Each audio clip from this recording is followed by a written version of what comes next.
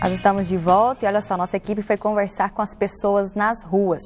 E uma coisa é certa, para fugir das dívidas, muita gente luta para gastar menos do que ganha. Vamos conferir.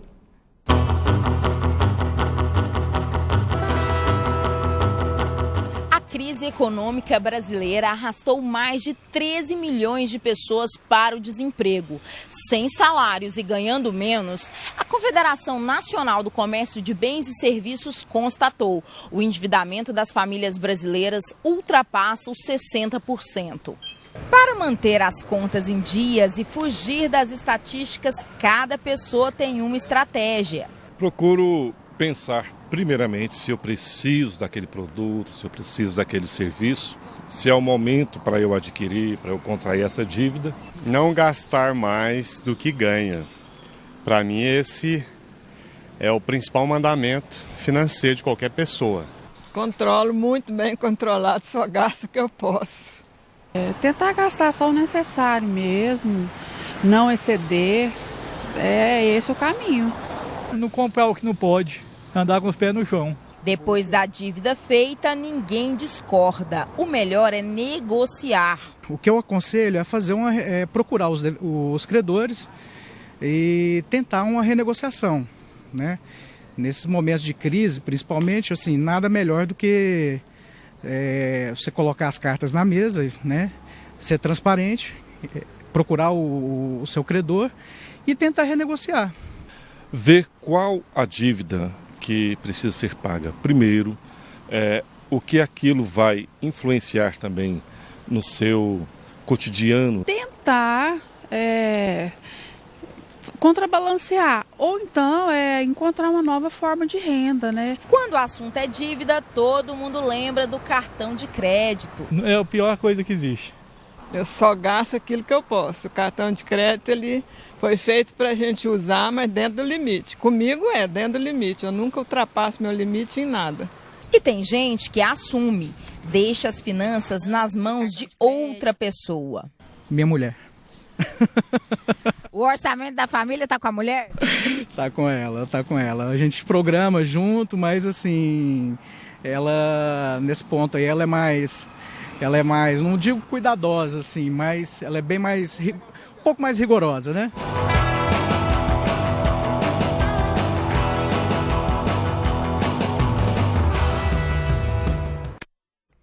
As pessoas ouvidas aí nas ruas têm uma estratégia para pagar as contas e não ficar no vermelho. Eu pergunto para Maria Aparecida, qual que é a sua estratégia, como é que você faz para poder estar com as contas sempre em dia? Planejamento, né? Eu sempre estou planejando tudo.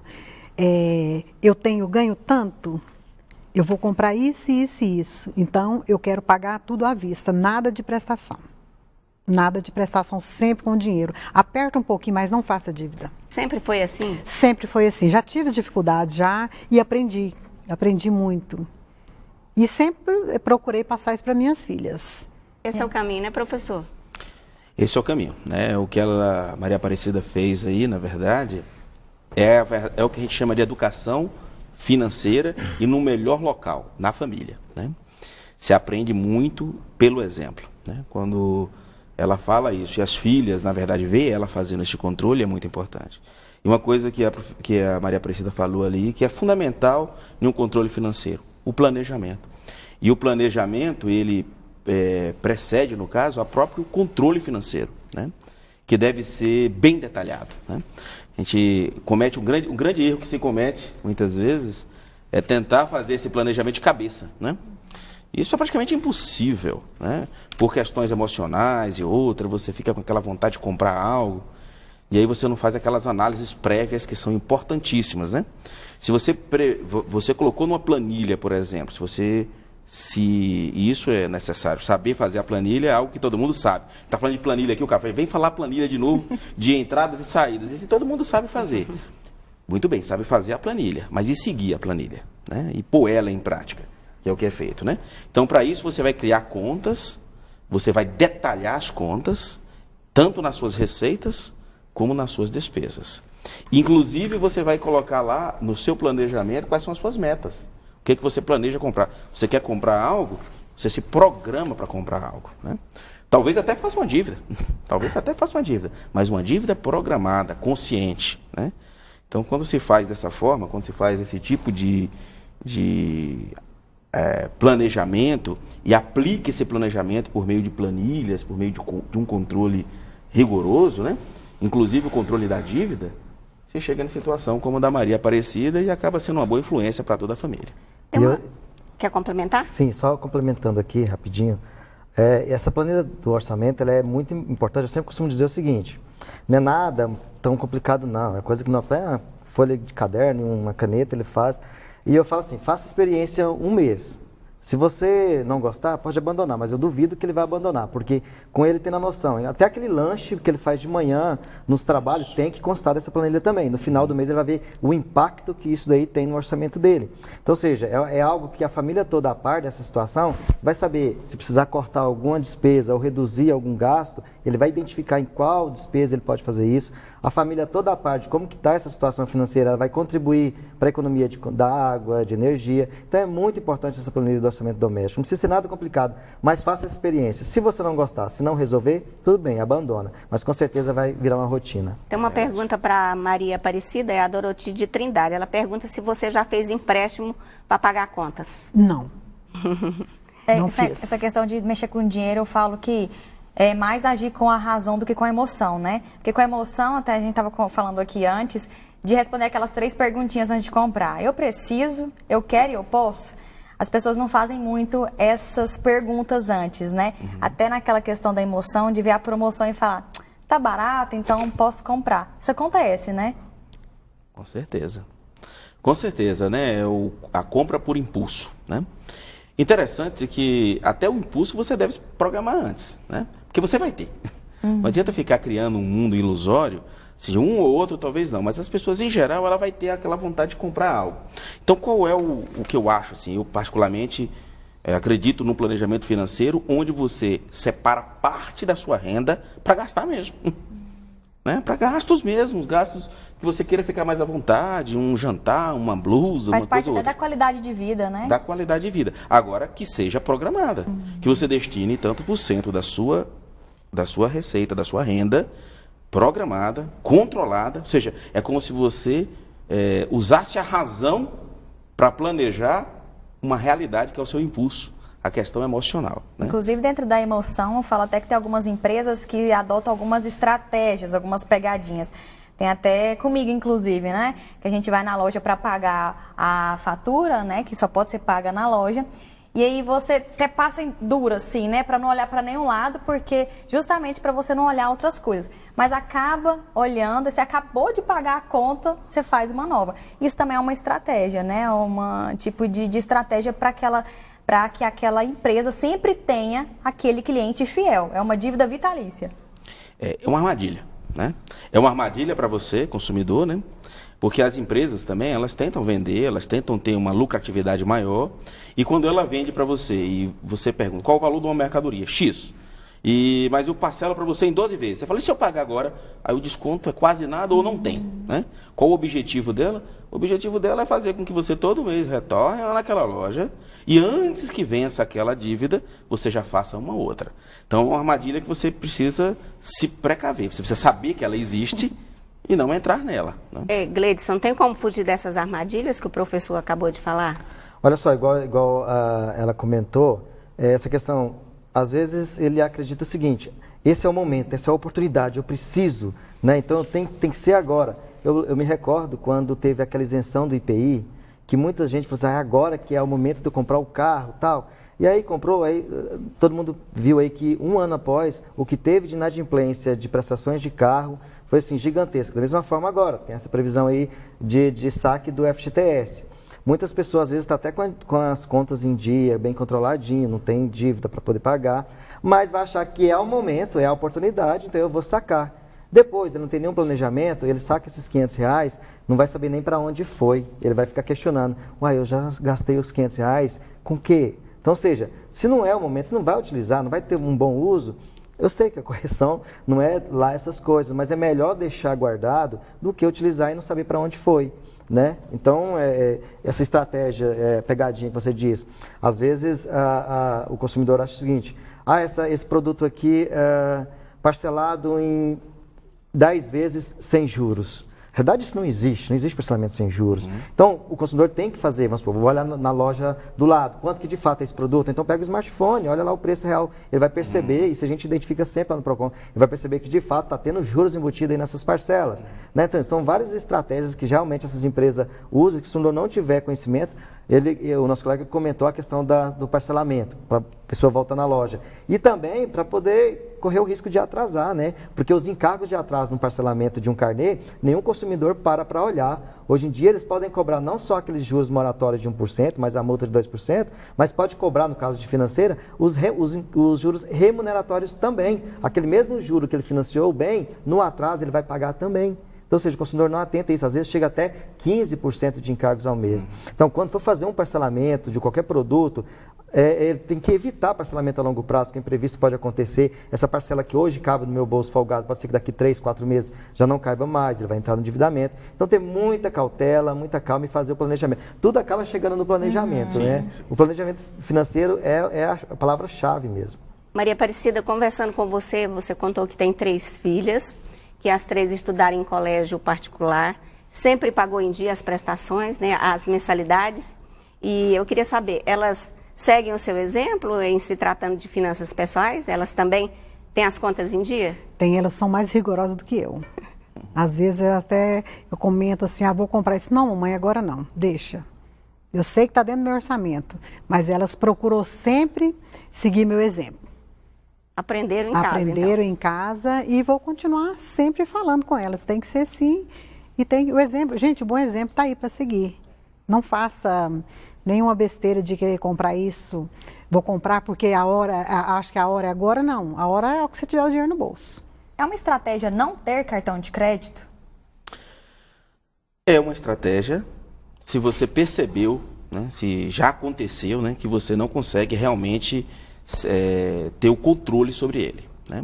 O cartão de crédito ele pode ser uma ferramenta positiva, se você consegue controlar ele. Né? Por quê? Porque você consegue ali ter todos os dados anotados, registrados. Há cartões que dão alguns benefícios, né, como programas de milhagens e tantos outros. Então, assim, e às vezes você consegue até ter o tipo de cartão de crédito que nem tem o custo dele. Então, assim, é preciso um planejamento mais avançado, depende de ter investimentos, ter outras coisas e tal. Mas vamos dizer que essa não seja a sua realidade. Você tem que pagar para ter o cartão e já aconteceu de você atrasar o cartão, está pagando dívidas e você não conseguiu resolver essa situação. Então, talvez você tenha que tomar uma medida mais drástica nesse caso e não ter o cartão de crédito. Né? A Maria Fernanda de Cavalcante pergunta para o Gleidson, tem negociação para a dívida de empréstimo consignado também? Sim, tem. Mas o que seria essa negociação? A taxa de juros do consignado, já 99% dos empréstimos já são abaixo da média divulgada pelo Banco Central. A única solução que ele pode fazer nesse caso seria, se essa parcela, que é os 30%, não pode ultrapassar por um empréstimo consignado na folha, se já estiver prejudicando a vida financeira dele, ele pode entrar em contato para tentar alongar a quantidade de meses e diminuir o número de parcelas. Né? Ou se por acaso ele tiver como antecipar o mesmo juro que foi cobrado das parcelas futuras, ele também terá direito do abatimento proporcional no caso de liquidação antecipada. Mas nesse caso, independente de qualquer tipo de dívida, o PROCON está aberto a negociar com o consumidor. Né? Ou seja, pode ser cartão de crédito, juros de banco, qualquer situação, a gente está pronto para poder tentar esse acordo. Eu digo tentativa porque a empresa não é obrigada a negociar com o consumidor, mas a maioria dos casos, como eu já disse, 83%, nós obtivemos êxito nessas tentativas. Tem mais participações, Armélia? A Joyce, do setor Asa Branca, ela fala o seguinte, é uma constatação dela aqui. Daqui a pouco começam as propagandas incentivando para as compras de Natal e eu ainda nem consegui pagar as contas que fiz no Carnaval. Como é que ela fica? Ela quer uma orientação. Poderia, professor? Bom, a gente volta ela não vai poder comprar mais. A gente volta de novo no mesmo problema. Ela vai acabar comprando. Né? A questão é essa. Se ela não se controlar, se ela não colocar tudo numa planilha, se ela não se disciplinar, primeiro, ela tem que mudar o comportamento, né? Há muita questão psicológica nessa questão de compra, né? Vai chegando perto do Natal, ela vai vendo, vai entrando naquele clima, vai vendo as lojas, e se ela não se preparar, se ela não fizer ela tem que se preparar no seguinte aspecto, ela precisa verificar que ela vai ter gastos extras no começo do ano. Então, por exemplo, tem os gastos tributários, né? Ela vai ter que pagar IPTU, vai ter que pagar IPVA, vai ter todos os outros gastos. Se ela pensar nisso, não apenas na dívida que ela já tem, ela colocar no papel, mas dívidas que inevitavelmente ela terá, talvez ela consiga se controlar. Ou seja, ao fazer isso, ao enxergar, ao olhar para uma folha de papel, uma planilha eletrônica e ver essas dívidas, ver a situação que ela encarar a realidade de frente, ela vai ver que, mesmo que ela não consiga se livrar totalmente da dívida, de fazer novas dívidas, mas ela já vai fazê-las de forma muito mais consciente, ou num valor bem menor, ou talvez consiga não fazer mesmo. Ela fala assim, vou ter que enfrentar esse sacrifício agora para poder resolver uma situação que eu já entrei anteriormente. Hoje foi feita a divulgação, né, do calendário para o saque de até R$500 do FGTS, né? Você até citou, né, Gleidson? E a gente foi fazer uma matéria na rua, né? E muitas pessoas vão utilizar, muitas pessoas que têm até mais de uma conta, né? Você pode sacar até R$500 de cada conta. E a gente entrevistou, então, um desses personagens que ele tem 4 contas e vai dar quase R$2.000 aí que ele pode sacar.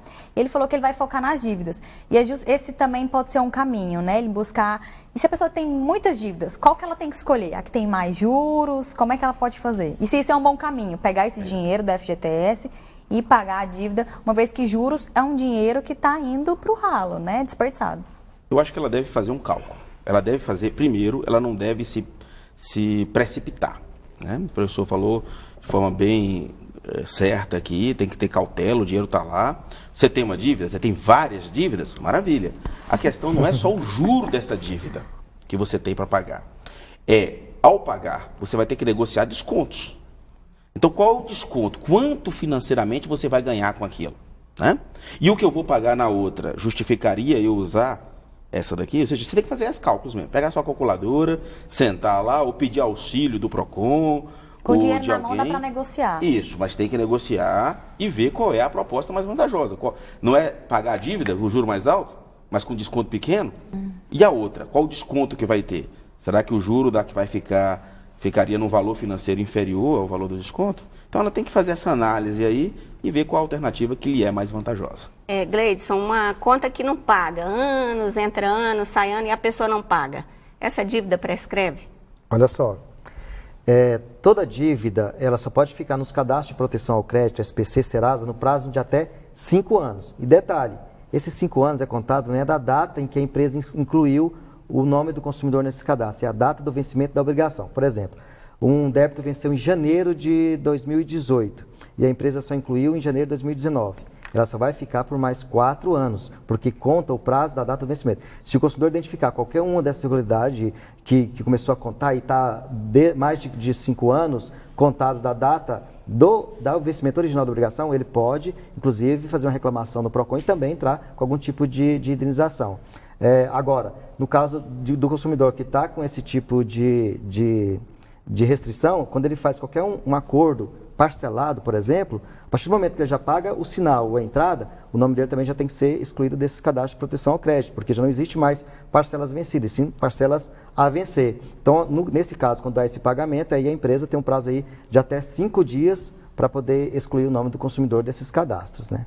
Quando a gente fala das dívidas de pessoas físicas, né? E as pessoas jurídicas, a gente sabe que muitas dívidas aí, muitos empresários confundem, juntam no mesmo balaio o dinheiro pessoal com o dinheiro da empresa. Isso pode até tumultuar, gerar aí várias dívidas e levar até a empresa à falência, né? Sem dúvida. Aí entra uma das ciências, né, de controle patrimonial, que é a contabilidade, né? É preciso que visa justamente o controle patrimonial. E um dos princípios da contabilidade, o mais importante deles, é o princípio da entidade, onde eles separam a pessoa jurídica da pessoa física. Quando as empresas elas começam a pagar dívidas do sócio, né? Ou o sócio começa a usar o cheque dele pessoal para pagar dívidas da empresa, mistura os empréstimos, mistura o patrimônio, ou seja, uma empresa ela é constituída de bens, direitos e obrigações, assim como também a pessoa física. É preciso que ela entenda que ao constituir a empresa, nasceu uma nova pessoa, uma pessoa jurídica. E isso acontece, o problema que acontece é porque quando essa empresa fale, o descontrole é tamanho que ele só vai perceber depois de muito tempo. E aí a falência da empresa também foi uma falência da pessoa física, do sócio. Se tem mais de um sócio, isso pode ter gerado talvez um problema de inimizades, né? Pessoas que eram amigas se tornaram inimigas. Isso pode levar a problemas na vida pessoal, né? Lá na vida familiar, no lido com os filhos, né? Porque a empresa é que era a fonte desses recursos. Então é incrível que às vezes a gente está falando de contabilidade, de finanças empresariais, né? O descontrole na questão tributária, né? Você talvez alavancar a empresa com o dinheiro público pela sonegação de impostos e num dado momento, por causa de uma auditoria, você se vê numa dívida enorme, e aí você vai dizer a culpa é do governo. Tudo bem, vivemos uma carga tributária muito alta, mas você já tinha que planejar, ela existe, né? Então existe assim como na vida pessoal nós estávamos falando de planejamento, na empresarial isso deve haver ainda mais, principalmente quando há mais de um sócio, quando há sócios, né? Há pessoas físicas. Então você tem que entender que a pessoa jurídica, o controle dela, a análise dela, não só no aspecto financeiro, mas também no aspecto tributário, deve ser muito bem feito. A palavra é planejamento, né? Planejamento. A Maria Aparecida tem sócia, né, no trabalho que ela faz. Como é que é a sua sócia? Ela também é controlada ou você também está ali sempre ajudando e orientando? Bom, eu sou mais rigorosa. Eu sempre estou aqui, não, esse agora não. Ah, vamos comprar isso, incremento. Não precisa, esse aqui dá para aguentar. Então, não adianta você querer passar o carro na frente dos bois, né? A verdade é essa. Não tem como, gente. Vamos correr da dívida, vamos ficar com o que tem. Se dá para resolver, você comprar, por exemplo, nós estamos dando você comprar isso. Por que comprar agora? Não, porque o preço lá está melhor, se sim, eu vi. Não. Agora, esse aqui, por enquanto, não. Vamos ficar com isso. Depois ela vem e fala, você tinha razão. Você tinha razão. Você queria complementar, Gleison? Porque você fez uma pergunta, eu acho que eu não respondi, eu acho que é uma pergunta bem oportuna, não pode deixar passar. As dívidas antigas, que foi o seu caso, é o seguinte, no caso dessas dívidas que já ultrapassou 5 anos, passou 5 anos, a empresa tem que tirar o nome do consumidor do cadastro de proteção ao crédito e se não entrou com nenhum tipo de ação de cobrança, ele também não pode. Às vezes o consumidor até recebe alguma ligação dessas empresas que acabam pegando esse crédito, né, para o consumidor e acaba falando que vai negativar, não pode. Agora, a dívida interna, ela permanece. Então, ou seja, digamos que o consumidor tem um débito antigo com um banco, ele já não está mais no cadastro de inadimplentes, mas se ele precisar de qualquer benefício, qualquer crédito junto a esse banco, e a gente sabe que hoje tudo é ligado em qualquer outro banco, ele vai ter dificuldade. Então, até essas dívidas que já não está mais negativada, mas que de fato ela existe, a gente aconselha o consumidor procurar o PROCON também para negociar essas dívidas. A gente vai para mais um intervalo, participe com a gente pelo WhatsApp 99673-4567. Daqui a pouco a gente vai falar sobre educação financeira nas escolas. Fique com a gente. Impostos